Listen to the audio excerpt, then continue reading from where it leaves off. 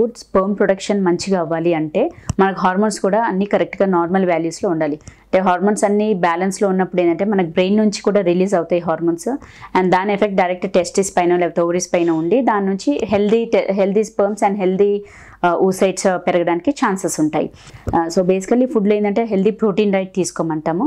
Proteins అంటే కూడా మనకు అంటే వెజిటేరియన్ సోర్సెస్ లైక్ దాల్స్ కానీ లేకపోతే పల్సెస్, బీన్స్, వీటన్నిటిలో ఏంటంటే మనకు పాలియమైన్స్ అనేది బాగా ఎక్కువ శాతంలో ఉంటాయి.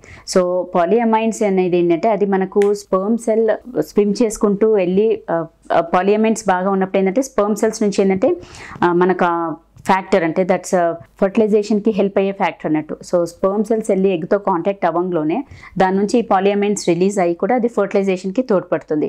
సో అందుకనే మంచి ప్రోటీన్ డైట్ అంటే పల్సెస్ కానీ, దాల్స్ కానీ, లెగ్యూమ్స్, రాజ్మా, చిరుధాన్యాలు ఇట్లాంటివన్నీ కూడా బాగా తీసుకోండి అని చెప్తాం.